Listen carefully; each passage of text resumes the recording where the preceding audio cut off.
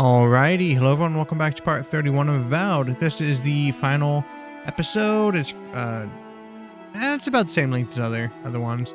But yes, this is going to be wrapping it up. I believe I've finished most everything I should have, so yeah.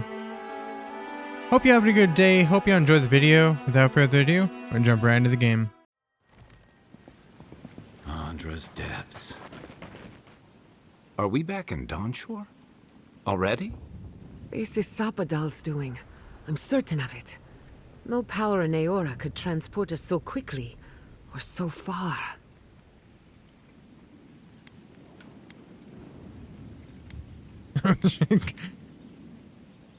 I'll be sure to thank them when I get the chance. We'll have time for that later. Assuming there is a later. Are you seeing this? I don't think Paradise looked like this when we left it. Looks like the war already started, and the giant roots are winning. Marius, vines don't usually get that big this quickly, do they? Based on their growth and size, I'd say we've been gone 2 or 3 weeks. Never seen anything grow this fast before. Welcome to the Living Lands. Who knows if the garden affected time, or merely our perception of time? Assuming there's even a difference. It's like how a body fights an infection. The fever gives you strange dreams that feel like an eternity. Look at this place. It feels like we're still in the dream. And not just us. Those are more your people's ships in the harbor. And steel garrote banners past the barricades. That can't be good. Even Raingrim is here. Perhaps we'll get to see an Archmage in action. I think I see Elia as well. What a strange reunion this will be. The Blessed Wardens are here too. That conflict we've been trying so hard to prevent started without us. Basco.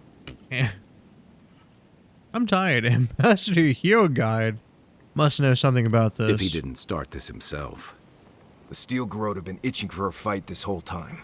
This would have happened with or without us. Before we go, what happened back there with the Dream Scourge and Sapadal? I freed Sapadal from their prison. The Dream Scourge is over. I'm not sure. That's good, right? It's a relief that the Dream Scourge won't be a problem. I only hope we can say the same about Sapadal. Time will tell, I suppose. After all this time, they're free. And the Living Lands is free to heal. But we should really, Cured the land go and to that even battle. free the caged god. All in all, rather a successful day. They'll help us in return. Him and God entwine. The flower shades the soil in which it grows. We should take a look. See if we can get ahead of whatever storm is brewing down there. People seem to be gathering west of here. Whatever's happening, let's be a part of it.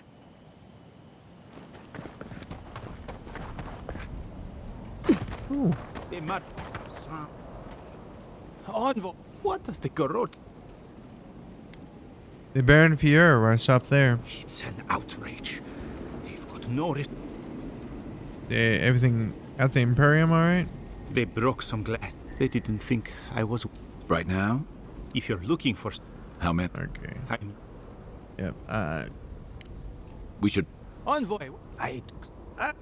Okay, thank you.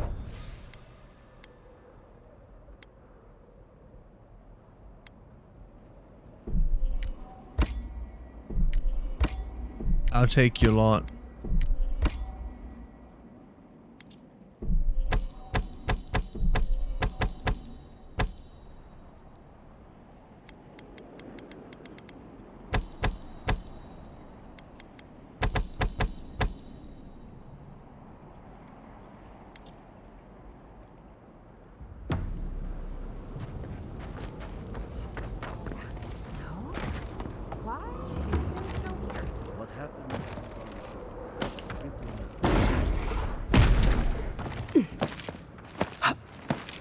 And I'm tired.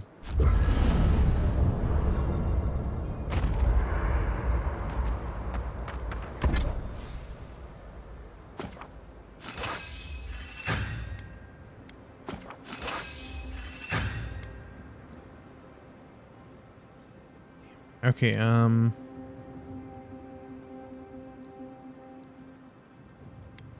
seriously needs 5.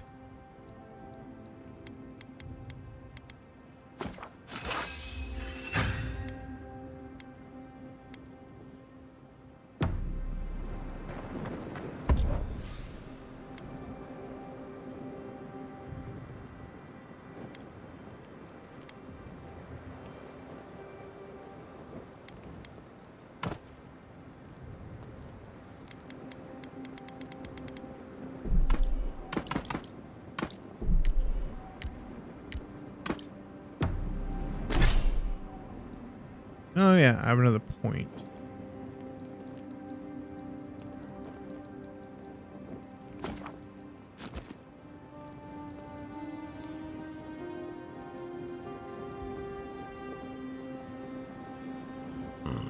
Excuse me.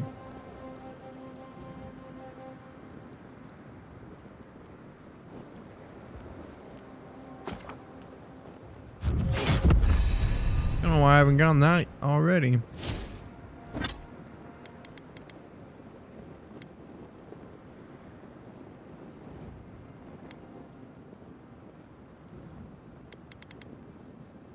The glasswood branch that I need. And dragonhide.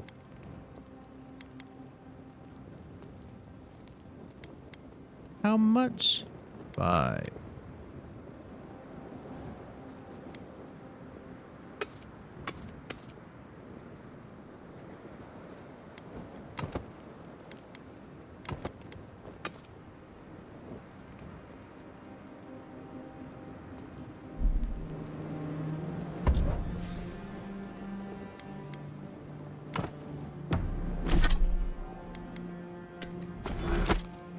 Yeah, that's what I thought.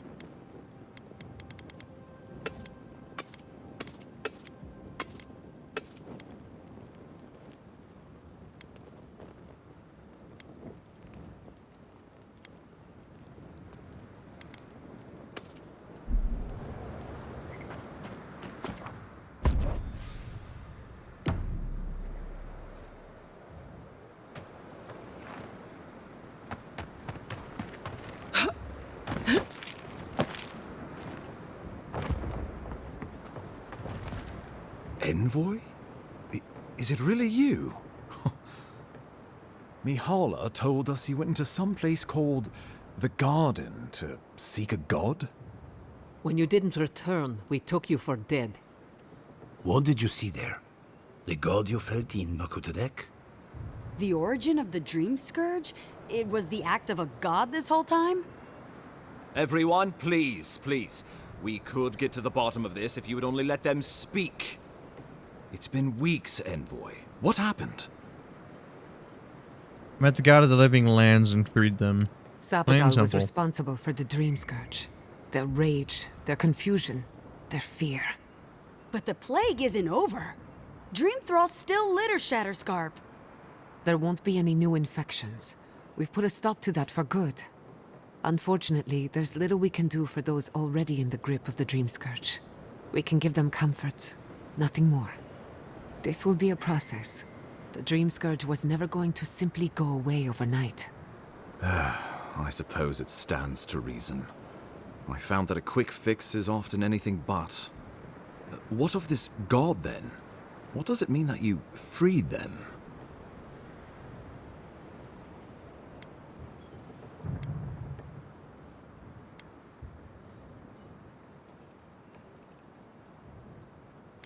Sapadal is the god of the godless and the god of the living lands. Ludwine had intimated that this land grew a new god. But how can that be? Giada and I have some theories about the nature of the Adra in the living lands. I'd say we're past the point of theorizing. If the Adra here is a closed system, like a terrarium for our souls, then a gradual accumulation of essence could coalesce into a being in the beyond. Much like the formation of gemstones. All it takes is time and the right application of pressure. Wodka no doubt saw Sapadal as a threat to her authority. So, she killed the godless and imprisoned their god. I assume it is this god we have to thank for the roots tearing apart Paradise? They erupted from the earth the moment those bastards stood up their first siege tower. Naku Tedek was raven with those things, not to mention what they did to the land. We saw similar destruction at Nakuku Bell. If these roots and the Dream Scourge are the work of a god, and the gods thought it best to imprison this god, how could you let such a creature go free?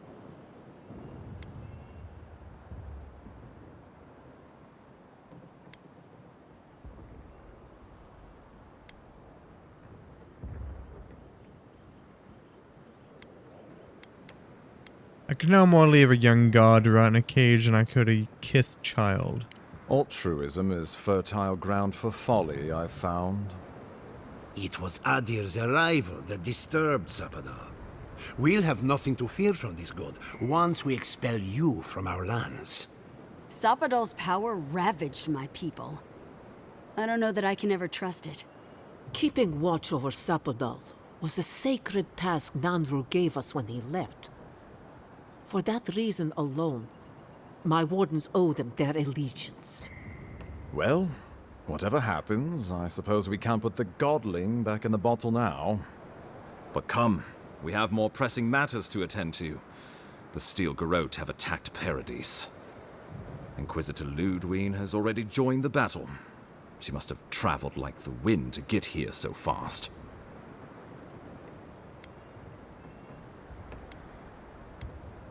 I distinctly remember killing Ludwin on top of Mount Fiorja. You did.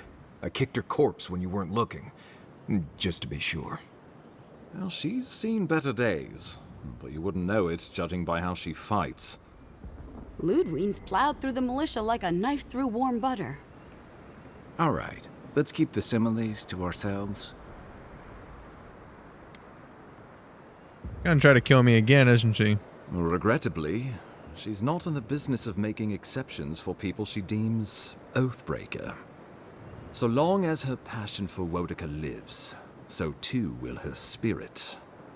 Then we destroy her faith, and the rest of her will follow. I have a theory about this. Let's talk at camp if you want to hear it. But I think we can kill her. Oh, good. That'll be easy. It is not, I think, impossible. What did you know about this attack, Ambassador? Well, you might not believe me, but I didn't want any of this to happen. It was Ludwine who called for the attack. I didn't hear an answer, Ambassador. She and her Steel Garrote laid siege to the city, shortly after you beat her to the garden. Do we know the state of the city? We've had no news from inside for several days. From what we can observe, southern Paradise is in pieces, and the remaining militia batters at the gates to no avail. Is there nothing our people can do? Given the state of our supply routes after the Dream Scourge, and the Steel Garrote's destruction, we expect the people trapped inside will run short of fresh food and clean water in a matter of days.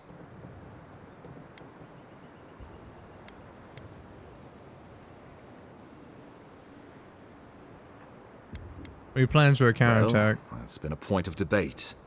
We can't agree on how to stand against the Steel Garrote, nor who should lead the effort. Nobody wants to risk their people at the front. So you let the Paradise militia go it alone? Even if our meager forces should make it inside. The siege won't end until Ludwine does. And none of you know how to kill her. Precisely. Enough of this. What happens next? Ludwine has sent a message to the Emperor informing him of her attack. He will send advisors and reinforcements swiftly in response. What will his representatives find when they arrive? A new colony? A budding grave room? Before you face Ludwig, you should know what you're fighting for. All of you must decide, together. But whatever you decide, understand, the days of the frontier are done. Adir will come. Indeed, we are already here.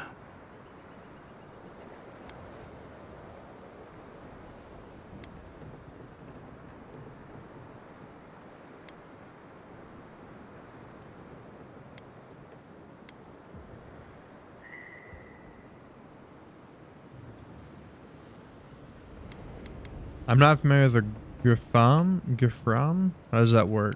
The Living Lands would retain its own laws under a grave appointed by the Emperor. Grave. The grave would be expected to promote and develop the Living Lands to our mutual benefit. They would divide the island into administrative districts and see them governed by mayors appointed from the local communities. The island would provide tribute in the form of resources and taxes, and in times of war, soldiers. The Empire, I should note, is nearly always at war. In return, the Living Lands would enter Adir's sphere of influence, and should outside nations attempt to invade, we would come to the Grave Room's aid.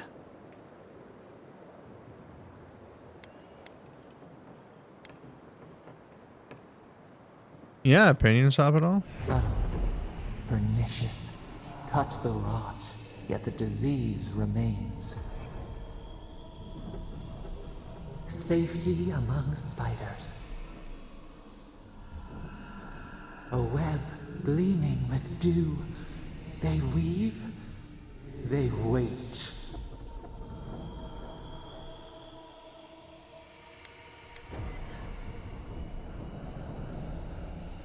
What do you think? Tribute, he says. Taxes. Soldiers. The Empire has tried it all before. Look to the Eastern Reach if you don't believe me. They want to bleed us dry, to fill their coffers and fight their wars, to break us like wild animals. But I will not bend. It's still a gamble, but I think it's the safest bet. We get the benefits of Imperial trade and protection without losing all of what makes this place special. There's no way of knowing what it would mean in another generation or two. But right now, it gives us the security and stability to recover. We were fine before Adir showed up, and we'll be fine when they're gone. Trust the lands and her people, Envoy. If we give Adir power over us, we can't be surprised if they decide to flex it later.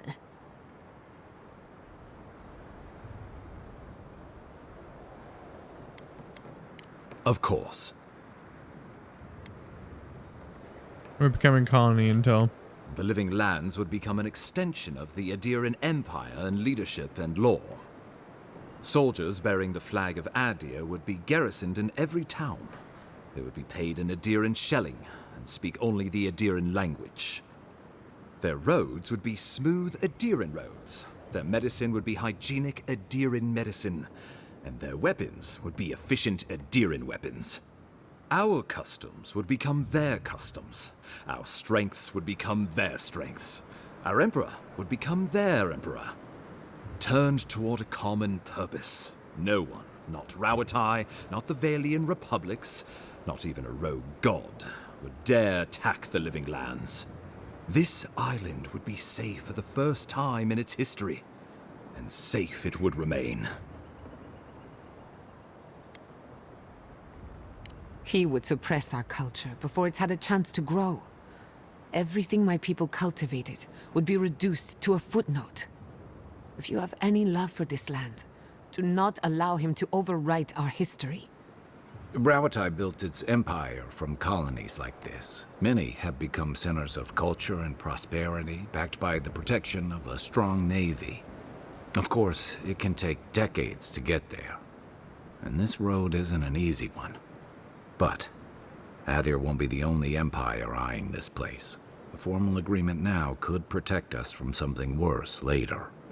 It shall be peaceful in that all dissenters will be silenced, so there's that. The Living Lands is a lot of things, but it will never be Adir, no matter how hard Adir wants it to be. Adir should turn back now and save everyone a bunch of blessed day trouble.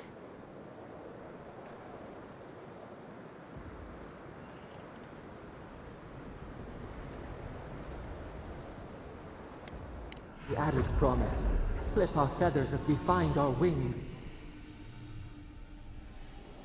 The deed binds as the wire binds. To drown us, why were we set free?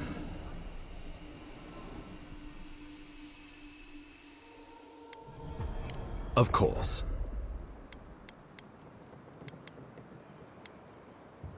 Why are you and I involved in this decision, Hilgard?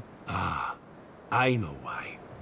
You have seen more of this land and met more of its people than any of us. Your opinion is informed. You were empowered by the Emperor himself to investigate an impossible problem. And against the odds, you solved it. You are the close personal friend of a rogue god.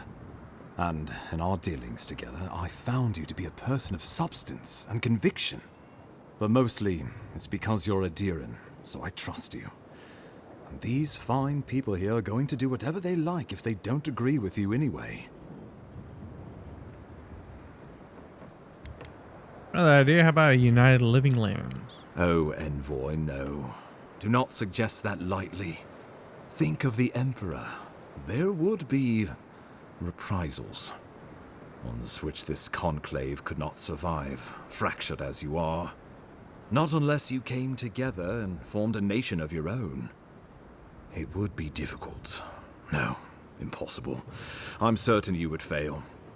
Think of your people, all of you. Think of the lives at stake.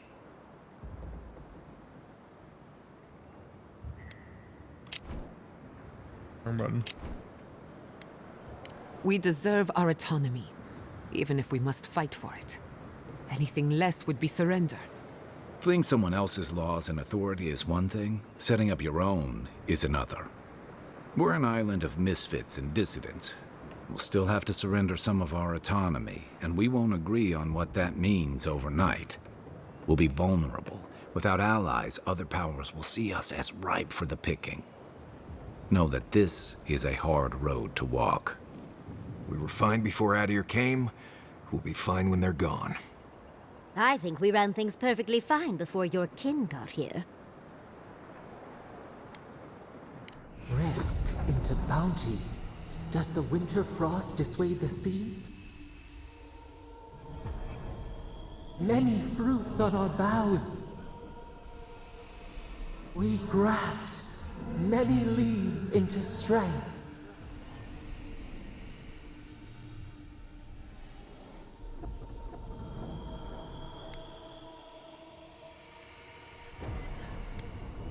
Though I'm hardly eager to work with any of you.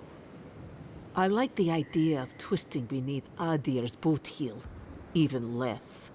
So long as the Wardens can continue our vigil, I'm open to uniting, if you are. It's a nice idea, but consider the costs. If we walk away from a relationship with Adir, we're leaving a lot of trade on the table. But the people of Thirdborn have friends in the world. I'm sure we'd find our way through. With the Envoy's support, we'd have a god in our pocket. What could the Empire do to stop us? Together, we could repair Thior, and create such miracles of animancy the Living Lands will become the envy of the world. It would be the honor of my life to stand with my people beside you all. Well, let's not twiddle our thumbs while Paradise burns. Okay, I'm having to do recording again, but Oh, gods have mercy. Solus and her Wardens stand vigil with the Living Lands. By grit and steel, Thirdborn stands with the Living Lands. Thior and her animancers stand with the Living Lands. We deserve this opportunity. Thank you for believing in us. Fighting a battle together is easy. I just hope everyone's willing to stick it out when it comes to the politics. Gods, they made the right decision for once. Finally, some sense permeates the proceedings. On your head be the consequences. That leaves the matter of Ludwine and the Steel Garrote. She will never surrender, Envoy. You must kill her, or we will lose Paradise, and eventually the island. Then I would meet Ludwig on the battlefield. Let no man stand who tries to stop me. The living lands will never be free until we break the chain around our necks. Ludwig must die her final death. She better say her goodbyes while she can. I'm proud to fight at your side, Envoy. One last time. Let's get to work then. We've got a walking corpse to bury. The Paradise Militia will be at your back. Give her no quarter. The future waits for you. Thank you all for trusting me. Thank you for deserving it. Now, go and teach the Stilgarot a lesson they will never forget. Show them that the living lands will not be broken across Vodka's knee. We will send reinforcements to help you reclaim the Eastern Gate. From there, work your way to the main plaza. Understood. May all the gods of Eora and the living lands protect you. Let's take back the city together. Show the Steel Garrote how the living lands takes care of its own. Time to stop the Steel Garrote. Lead the way, Envoy. Let's go free a city, shall we? Alright, Giada. What do you gotta see? Can't sleep? We're going into battle for the soul of the living lands. Rallying under the banners of the Paradise Militia. Your Emperor will not be pleased. I have influence in court. My report on the living lands will change minds. Political influence is dangerous. If you aren't careful, it can turn against you. When a godlike fights in battle, people take note of which side. The Adirans will doubt your loyalty. The locals will doubt your commitment. You may even doubt yourself.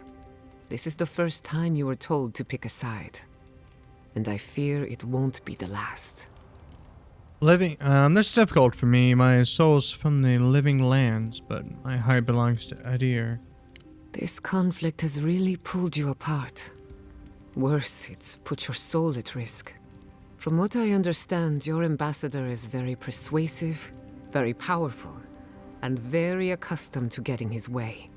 For a politician like him, losing a battle is not a defeat. It's an opportunity. When he promises you the world, don't listen. He'll fill your head with lies if you let him. Noted. Thanks for the warning. I'm glad we understand each other. It's good to see you fighting for the misfits and rabble-rousers. Time for you to get some rest. We have a big day ahead of us. We're going to cross paths with Ludwig again. Are you concerned? In truth, I'm not as worried as I used to be. I've been thinking about the Inquisitor. Formulating a theory, you might say. A Death Guard clings to their existence by force of will. Stubbornness, unfinished business, that sort of thing. Ludwig is held together by faith, and that may be her undoing. How so? Faith is the foundation of her reality. Faith in the righteousness of the gods. But according to her faith, Sapadal should not exist. A new god independent of hers? Blasphemy. By that logic, you shouldn't exist either. And yet here you are. How do I use that to my advantage? By staying alive, of course. Oh, that's pretty easy. You are the godlike of a heretical god. A contradiction to her reality. Can you imagine how much she needs you to die? Her entire worldview depends on it. Who knows? Maybe that uncertainty is enough to make her mortal again. Or maybe not. I'm just theorizing as I go. Whatever happens, I want to see it for myself. For the research. Thanks for talking.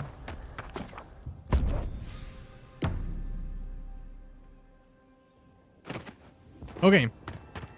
Now, let's go fight. Go through the city to Ludwig for the 4th time.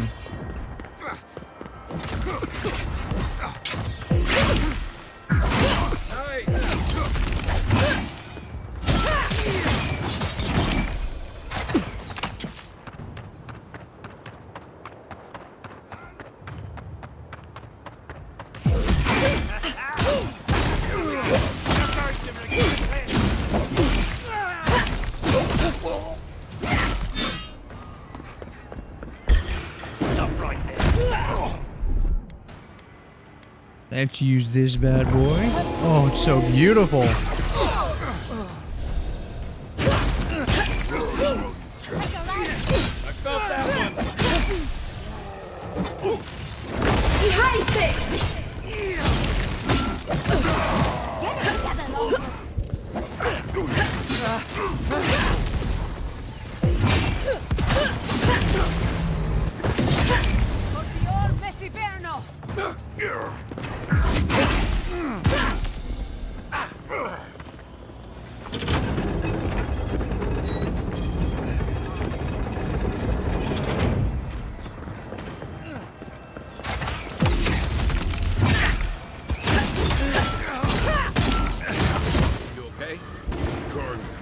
Oh, that didn't work out.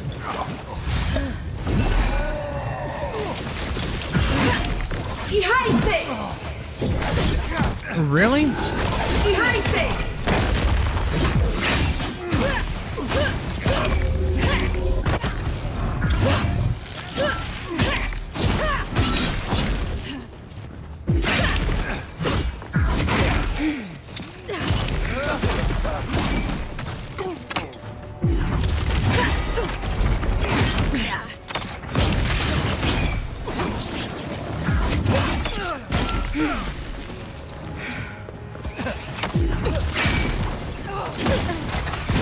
Easy when you do it.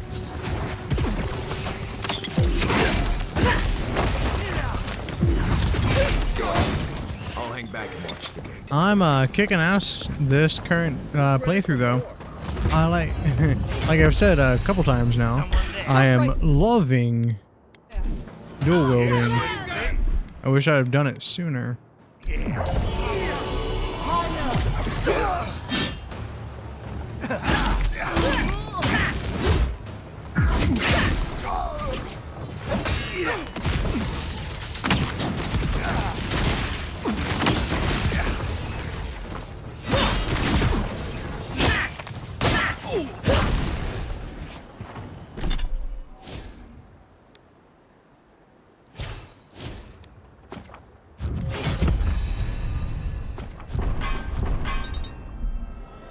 Okay.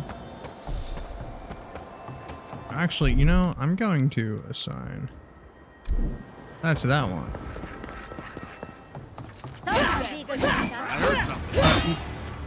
Oh, it's because that's not a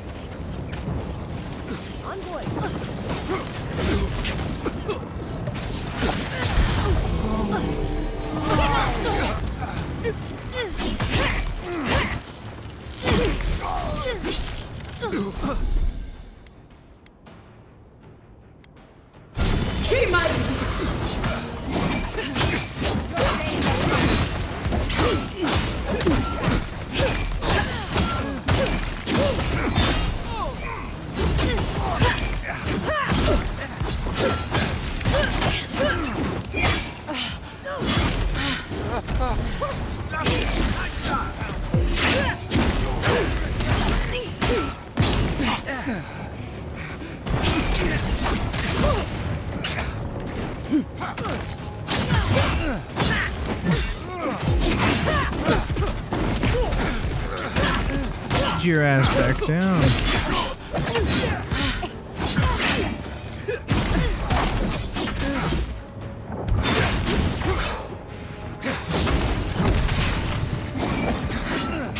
You're not looking so good.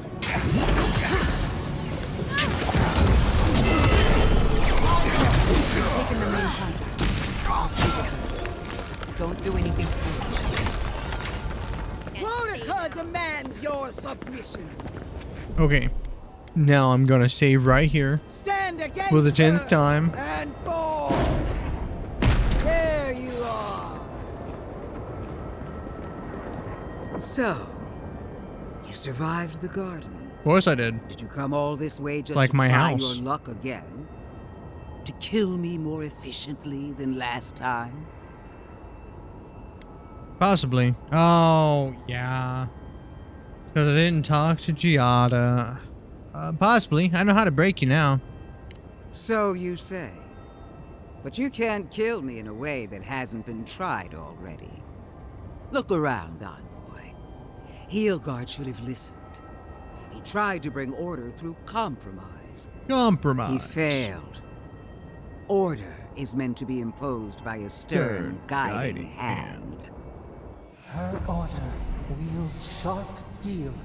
She must set down her blade. The living lands will unite and remain free. There's nothing you can do about it. You can tell Wodaka yourself once we've sent you back to the wheel.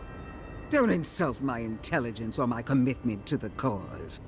Treaties can be burned. The hands which shook over whatever deal you struck can be lopped off at the wrist. As for you, Sapadal's chains are broken, which means your soul is in their grasp. I don't know how deeply you've been compromised, Envoy.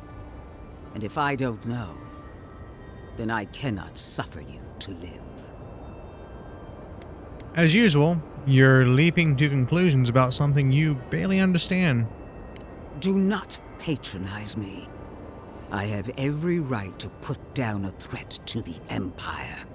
Steel yourself, Envoy.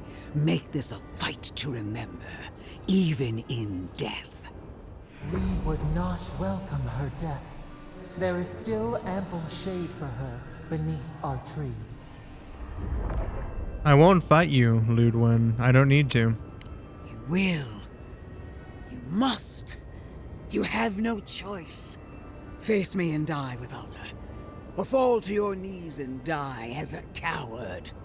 How you die doesn't matter, but you will die. Every vestige of Sapadal must be wiped from this earth. The Burned Queen demands it. We are a challenge to her authority. She is afraid of what we mean.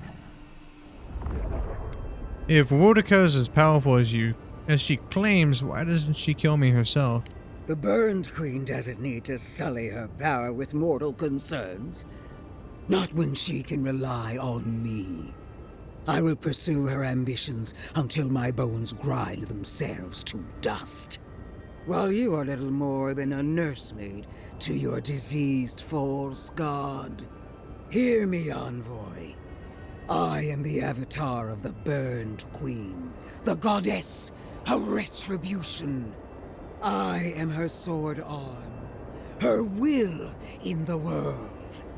And so long as I can fight, I will be her champion. But she failed to ensnare the living lands, and we are free. How long until Wodaka finds a new avatar?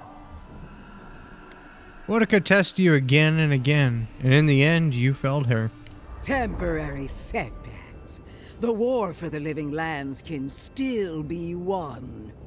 And if I must stand alone against you, the militia, and every farmer you've given a sword, then I will. I will die 1,000 times for my queen, if that's what she desires. I've done all that I could. She sees that. She must. I believed we were alike, Envoy. That when the time came for you to prove your loyalty, you would choose Adir. I believed the dream of our future, of our resurgent empire, would move you as it does me. And if that failed, I believed the Burn Queen would stop you. Yet here you stand before me, my enemy, unopposed by the gods. Why? The worm of doubt gnaws at her soul. Where was Wodaka when she needed her most? Where is she now? Wodaka left you to do it all on your own. Now, she's punishing you for failing her. It's not fair. The Burned Queen has always had my back against the world. I don't need anything else. I can still prevail. I must. She's not coming to see.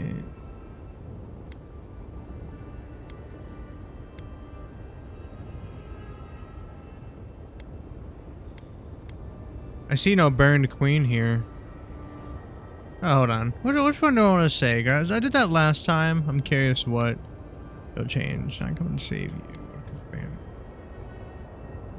I see no Burned Queen here. Wodika's abandoned you. I feel her fire in me. I know I do.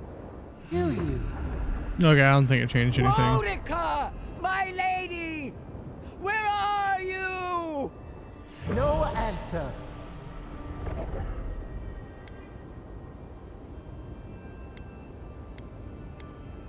She doesn't love you anymore. If she ever did. No! It's not true! Shame. Suffocating shame. You're nothing. Stop! I can't! Give up, lewd one. It's over. No! No! No! Forgive me! Wodika! Okay, hopefully the audio is fine this time and there's no buzzing.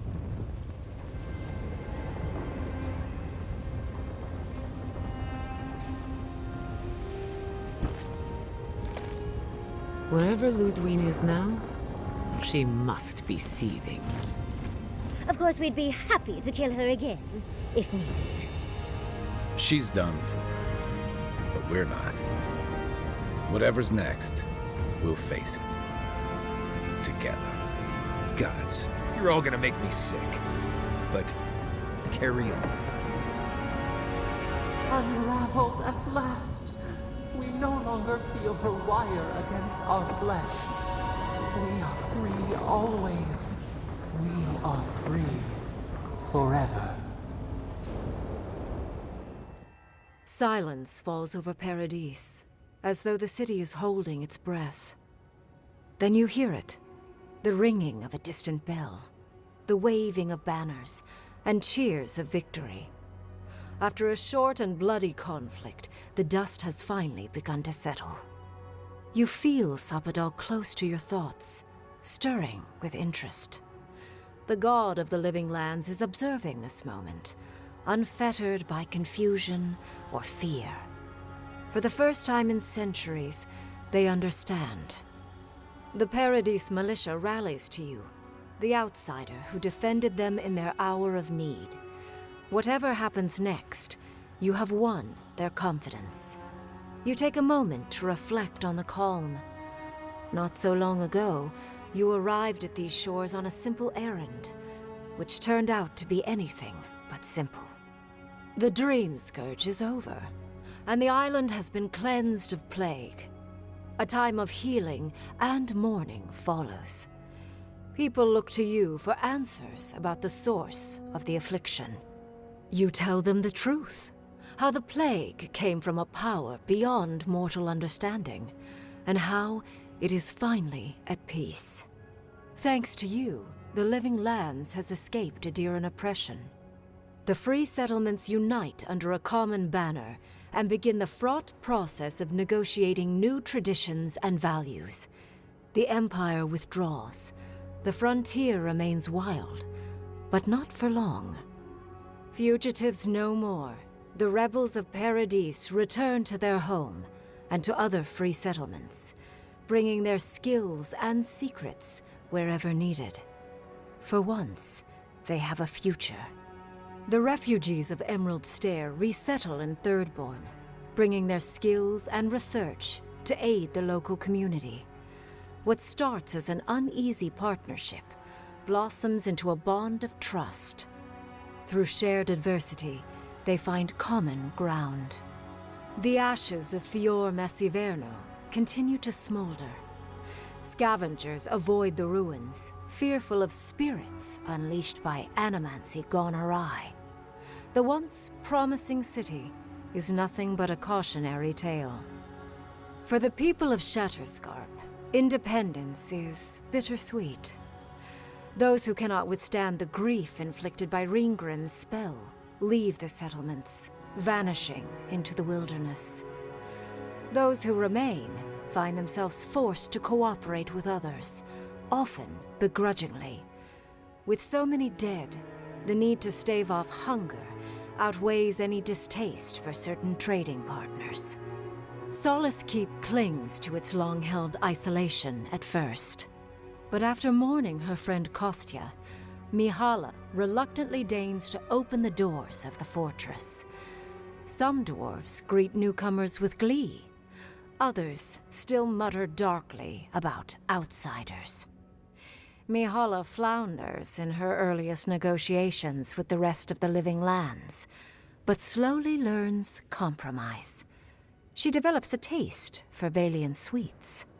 For the first time in many years, Kai feels an agreeable restlessness. Not to flee, not to drift, but to venture.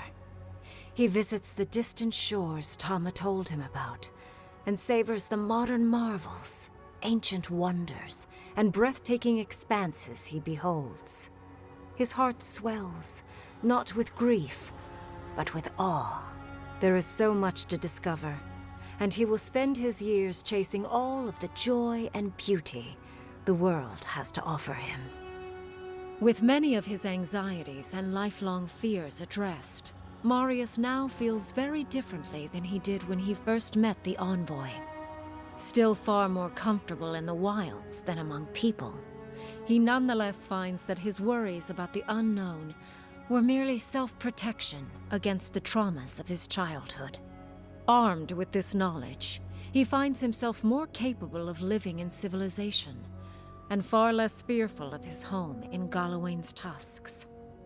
While he never regains his former place as a Warden of Solace, he spends his time traveling between Solace and Thirdborn, acting as a stubborn ambassador between the two.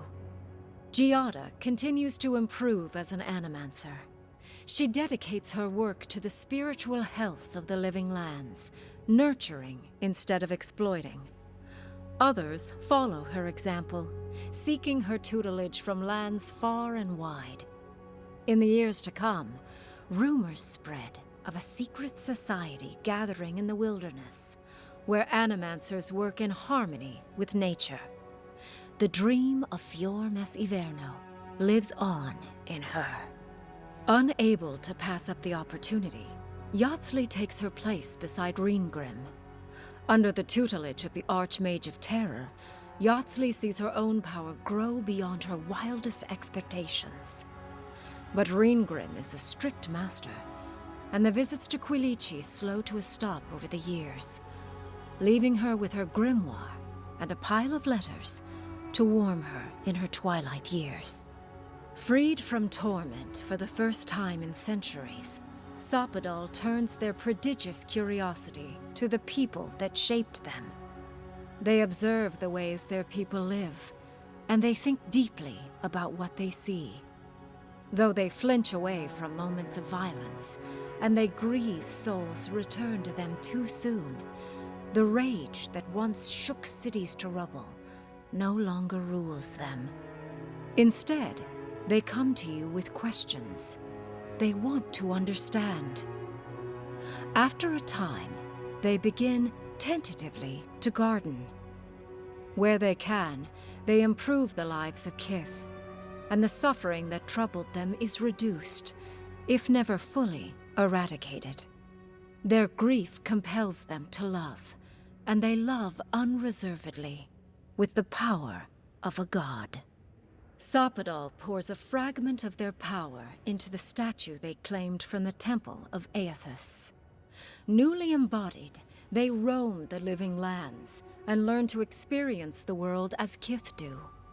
Their first attempts at locomotion are clumsy, and a stand of innocent trees is violently returned to the wheel. But as their confidence grows, so does their grace.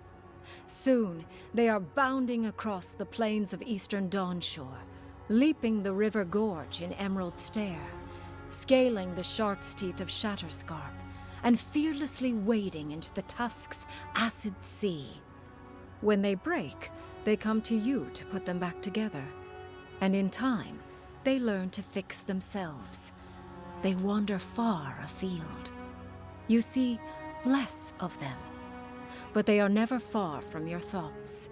And on the rare occasion they return, they always bring you something beautiful and strange. The sounds of celebration pull you out of reverie. Many are waiting to greet you with open arms.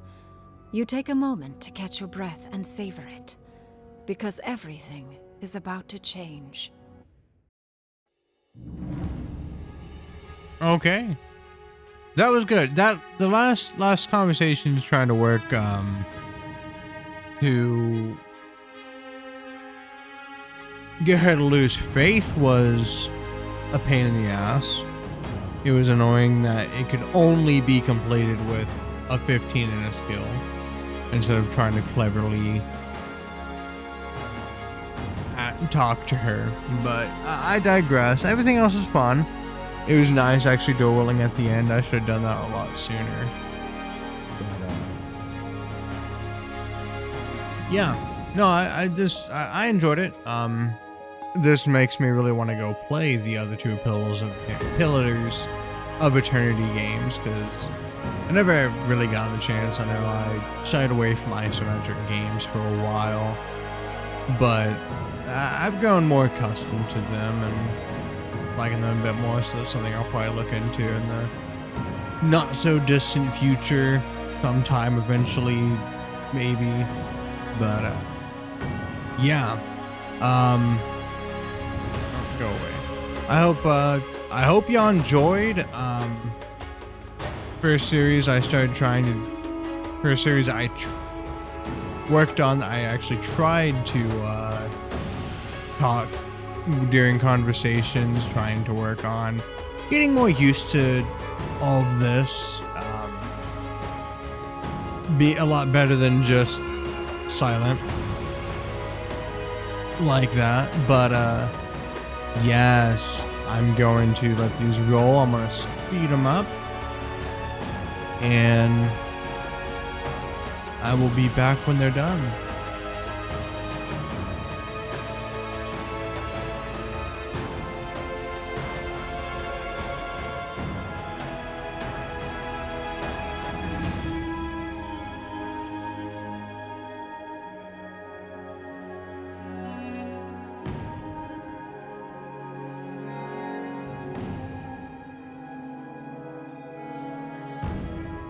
Okay, well that was a lot quicker than I thought. I kind of like those how in game Protestant games, newer games, starting to put the fast forwarding on the credits. That's really helpful, honestly, because I do like to have them at the end, even if they're fast. I know I like the Lego Star Wars. I didn't get to do that because the thing was like an hour long. Might have been more, honestly. I can't remember for sure, but thank you for those of you watching. I hope you enjoyed. If you did, please feel free to like, comment, subscribe. I'm always looking for the interaction. I enjoy seeing y'all comment. I try my best to respond to them.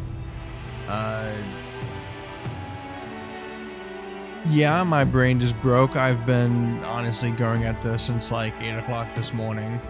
I stopped twice for food. Is it? But I wanted to get it done so I could work on something else. But it was fun. I didn't speed through it because I was tired of the game. I really did enjoy it. It was a lot of fun. The combat was snappy smooth. A lot of things going on with it. I now realize I didn't use my final godlike ability. I have to go back in and test that. But yes, like I said, please, we're looking to get to 500 subscribers, so we can work on becoming a affiliate. I think it's called a partner, whatever it is. But yes, I hope y'all have a good day or night wherever you're at, and we will catch you in the next video series, wherever it is. Bye.